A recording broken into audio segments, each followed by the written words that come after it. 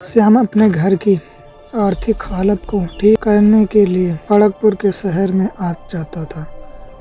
अपने चाचा के पास पैसे कमाने। श्याम के चाचा भवानी 30 साल से शहर में धोबी का काम कर रहे थे। उसी काम के लिए श्याम भी उनके पास आ जाता था। चाचा जी, अरे श्याम बेटा, तुम आ गए, अच्छा किया।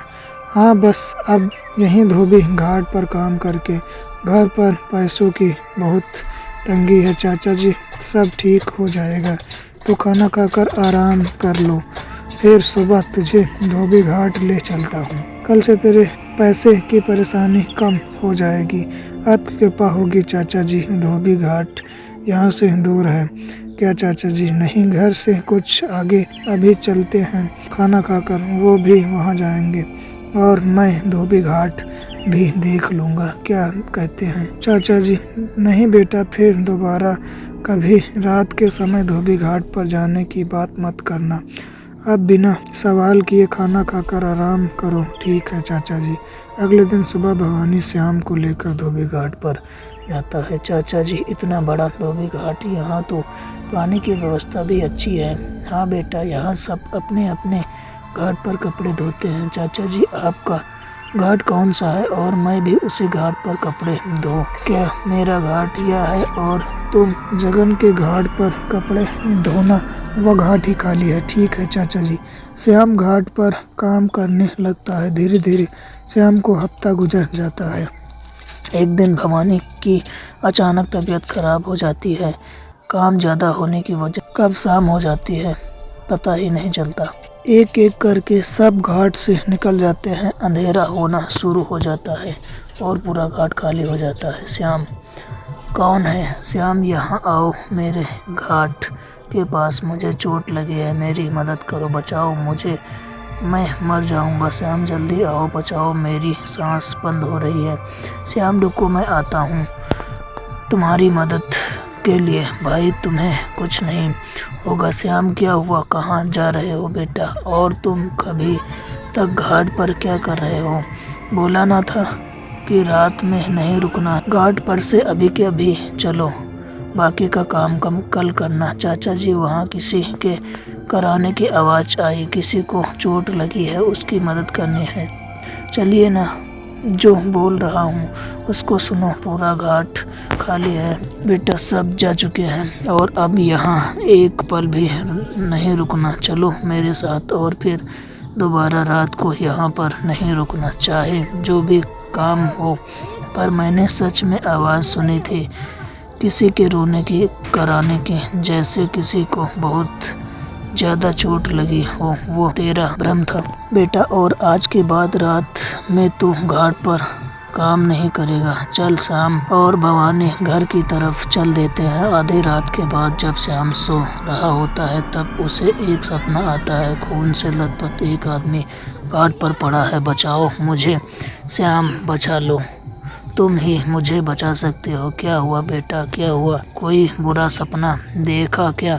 जी चाचा जी, ऐसा लगा कोई मुझे मार देगा, बहुत डरावना था। कुछ नहीं हुआ बेटा, सो जाओ। अगले दिन सब घाट पर काम कर रहे होते हैं। तभी एक आदमी श्याम से बोलता है, क्या तुम कल रात अकेले थे घाट पर? ये क्या हुआ? तुम्हारे चाचा ढूंढते हुए मेरे घाट पर भी आए थे रात को। हाँ, काम ज़्यादा होने की वजह से रात तक काम कर रहा था। किस्मत अच्छी थी, बच गया। मतलब कुछ नहीं, आगे से ध्यान रखना।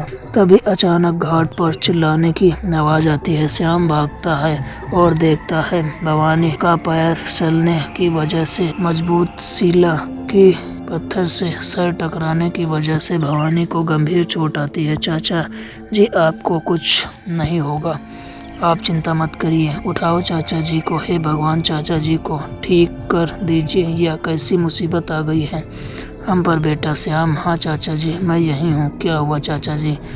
बेटा, मेरे सर पर चोट मेरे पैर फिसलने से नहीं लगी। मुझे पता है इन सब के पीछे कौन है। किसी ने मुझ पर वार किया था। मुझे साफ साफ उसका चेहरा नज़र आया था। किसका चेहरा चाचा जी? कौन था वो, मुझे बताइए। मैं अब उसके पास जाकर आपकी हालत का हिसाब लूँगा। नहीं बेटा, तुम नहीं ले सकते उससे कोई जवाब। क्यों चाचा जी, आप मुझे बस उसका नाम और पता बताइए। नाम और पता जानकर भी तुम कुछ नहीं कर सकते बेटा, क्योंकि वो अब यहाँ नहीं है। नहीं मतलब वो भाग गया है क्या चाचा जी? जिंदा लोग भागते हैं जो दुनिया में है ही नहीं, वो कहाँ जाएंगे? दुनिया में है ही नहीं चाचा जी, मुझे समझ में नहीं आ रहा। बेटा बस इतना समझ लो, मेरे बचने की उम्मीद कम है और तुम अपना ध्यान रखना। मैं नहीं चाहता मेरे बाद तुम कोई मुसीबत में आ जाओ। चाचा जी आपको कुछ नहीं होगा, आप बहुत जल्दी ठीक हो जाएंगे। अगले दिन श्याम सुबह उठकर भवानी के लिए चाय लेकर आता है। चाचा जी चाय पीजिए। भवानी के जाने के बाद श्याम अकेला हो गया था इस गांव में, और सबसे ज़्यादा जो श्याम को परेशान कर रही थी वो बात थी भवानी चाचा ने जिस आदमी का जिक्र किया था वो कौन है, और अगर वह है ही नहीं दुनिया में तो चाचा जी को कैसे मार सकता है। श्याम का एक मित्र गांव में काम करने के लिए आता है श्याम के पास। श्याम भैया, अरे प्रेम तू आ गया? हाँ श्याम, अब से मुझे तेरे साथ ही काम करना है। श्याम, मैंने भवानी चाचा के बारे में सुनकर बहुत दुख हुआ, लेकिन जो होना है उसको कोई बदल नहीं सकता, और तू चिंता मत कर, मैं आ गया हूँ ना, मैं तेरा ख्याल रखूँगा। चाचा जी नहीं है तो क्या हुआ, भाई तो है ना। प्रेम तू आ गया और मेरा भी मन लग जाएगा। भवानी चाचा के जाने के बाद बहुत अकेलापन महसूस हो रहा था इस गांव में, और सबसे ज़्यादा जो बात मुझे अब तक परेशान कर रही है वो ये है कि भवानी चाचा ने जिस आदमी का जिक्र किया था वो आखिर है कौन, और अगर वह है ही नहीं दुनिया में तो चाचा जी को कैसे मार सकता है। आदमी कौन है, आदमी कैसा आदमी? श्याम क्या चाचा जी को किसी ने मारा है? यही तो समझ में नहीं आ रहा। प्रेम, सबकी नज़र में तो चाचा जी का पैर फिसलने के कारण सर में चोट लगी और उससे उनकी मौत हो गई। चाचा जी ने जाते हुए किसी आदमी का जिक्र किया जो अब इस दुनिया में नहीं है। खैर यह सब बातें छोड़, सब ठीक होगा। और हाँ तो तू काम का मत सोच, चिंता मत कर, मैं लगा दूंगा काम पर। मुझे पता है श्याम तू सब ठीक कर देगा और मैं तेरे साथ हूँ। देख प्रेम, यह अपना धोबी घाट है, आज से तो तुझे यहीं काम करना है। ठीक है श्याम, चल जल्दी से शुरू हो जा। कपड़े की पोटली सामने रखी है जिन्हें आज धोना है। हाँ, आज मैं दूसरे गांव जा रहा हूँ। कल भवानी चाचा की आत्मा की शांति के लिए पूजा और भोज रखा है। जो तू जल्दी काम खत्म करके घर चले जाना, मुझे आने में देर हो जाएगी। श्याम प्रेम को समझाकर चला जाता है। प्रेम कपड़े धोने लगता है, तभी एक आदमी कपड़ों की पोटली लेकर आता है। श्याम यहाँ है? श्याम तो है नहीं, वह किसी काम से दूसरे गांव गया है। यह कुछ कपड़े हैं जिन्हें आज ही धोना है, कल तक चाहिए। ठीक है, मुझे दे दो, मैं धो दूंगा। काम करते करते प्रेम को रात हो जाती है। घाट के सभी लोग जा चुके होते हैं और रात के सन्नाटे में एक आवाज़ आती है, प्रेम प्रेम जल्दी आओ, प्रेम मुझे बचाओ, देखो मेरी हालत कौन है। श्याम हूँ, देखो मुझे चोट लगी है, जल्दी आओ। श्याम कहाँ है तू? क्या हुआ? सुबह के समय ही सभी घाट पर जमा हो जाते हैं। श्याम फूट फूट कर रो रहा है। प्रेम की बॉडी बड़ी ही भव्य हालत में सबके सामने पड़ी है। कुछ समय बीतने के बाद सब कुछ पहले जैसा हो जाता है। एक दिन श्याम रात को सो रहा होता है, तभी उससे एक सपना आता है। श्याम मेरी बात ध्यान से सुनो, तुम इस मौत के घाट को बंद कर सकते हो, अकेले तुम ही हो जो इस खेल को रोक सकते हो। अगले दिन श्याम अब निराश हताश हो चुका था। पहले भवानी चाचा और फिर मैं प्रेम, इन सब ने श्याम को अंदर से तोड़ दिया था। अब श्याम को समझ आ गया था कि यह घाट धोबी घाट नहीं बल्कि मौत का घाट है। अब श्याम ने ठान लिया कि वो इस रहस्य को सुलझा कर ही रहेगा। श्याम ने आज रात रुककर इस रहस्य से पर्दा उठाने की ठान ली और धीरे धीरे अंधकार छा जाता है। श्याम मैं प्रेम हूँ, मेरी मदद करो, आओ। श्याम कौन हो? मेरे सामने आओ। मुझे पता है कि मेरे दोस्त प्रेम अब नहीं बचा। इतना दम है कि मुझे सामने से देखेगा तू, फिर देख कौन हो तुम। रंजन, कौन रंजन? क्यों तुम सबको मार रहे हो?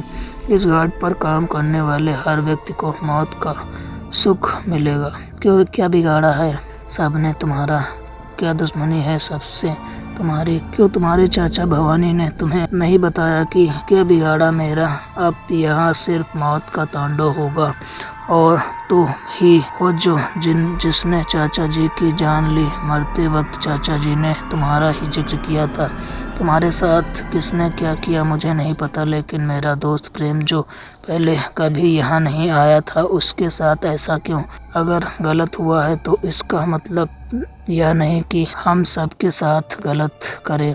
जो तुमने किया है उसके लिए प्रेम जिम्मेदार नहीं था, और जो मेरे साथ हुआ उसके लिए कभी किसी ने आवाज़ नहीं उठाई। यही घाट, यही के लोग जो मेरे साथ दुर्व्यवहार करते थे, और एक दिन तुम्हारे चाचा भवानी के कहने पर इन्हीं लोगों ने मिलकर मेरे साथ झगड़ा किया और इसी घाट की शिला में मेरा सर लगने से मेरी मौत हो गई। अब सर्वनाश होगा नहीं निरंजन, नहीं तुम अब वही कर रहे हो जो तुम्हारे साथ हुआ। अगर तुमने अभी यह मौत का खेल बंद नहीं किया तो तुम्हारी आत्मा संसार में भटकती रहेगी, कहीं शांति नहीं मिलेगी तुम्हें।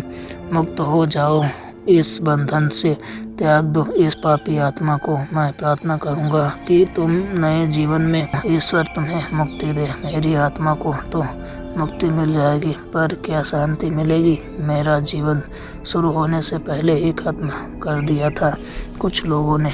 जहां मेरी जीवन की कीमत वापस होगी, उसके बदले तुम इतने लोगों को मार चुके होगे। अब बस बहुत हुआ, इस मौत के धोबी घाट को बंद कर दो।